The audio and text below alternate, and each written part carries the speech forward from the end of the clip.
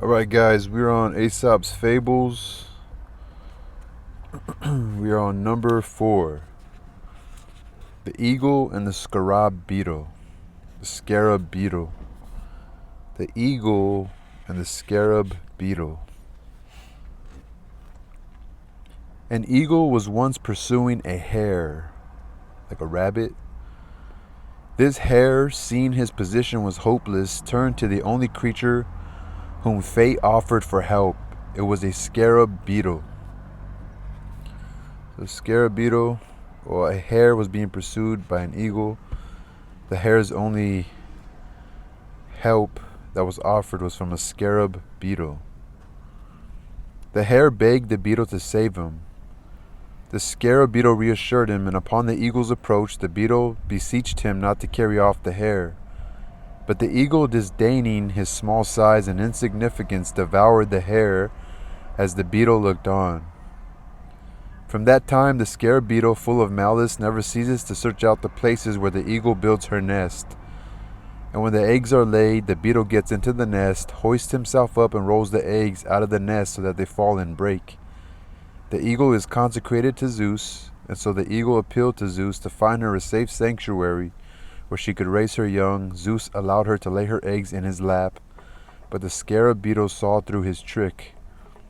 He made a pallet of dung, took flight, and when he got above the lap of Zeus, he let it fall. Zeus stood up to shake off the dung pallet, and the eggs were thrown to the ground without his thinking. Since that time, it is said eagles no longer nest during the season when the scarab beetles appear.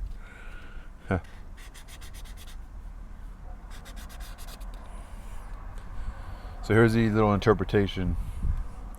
The fable teaches one not to despise anyone. One must say to oneself that there is no being so feeble that he is not capable one day of avenging an insult. I like it. One must say to oneself that there is no being so feeble, like so small and weak, that he is not capable one day of avenging an insult. The fable teaches that one should not despise anyone. The fable teaches one not to despise anyone. And here's a little side note.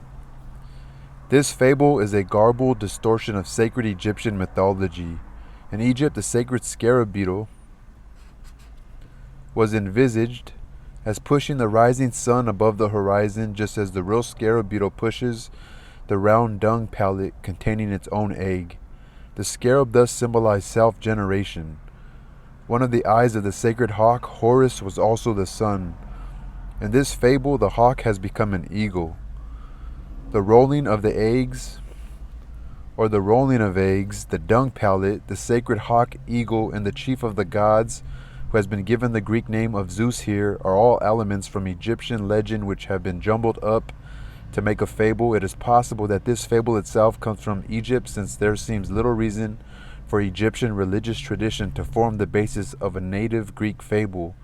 The scarab beetle appears also in Fables 149 and 241. This particular fable is supposed, however, to have been told by Aesop to the hostile Delphians who were threatening to throw him from a cliff, according to the life of Aesop, and also according to the playwright Aristophanes in his comedy The Wasps. To the Delphians who were threatening to throw Aesop over a cliff. It may be, therefore, that Aesop was an eclectic gatherer of religious lore, more interested in a good story than in any kind of accurate understanding of foreign doctrines, and hence the jumble of elements. So they're saying this fable was put together with a lot of Egyptian elements. So the eagle and the scarab beetle. So the scarab beetle told the eagle not to eat the hare, but seeing the size, that's his prey. He ate the hare. The scarab beetle got mad and destroyed the hawk's eggs. And when the hawk went to Zeus for help, Zeus said, "All right, your nest will be in my lap."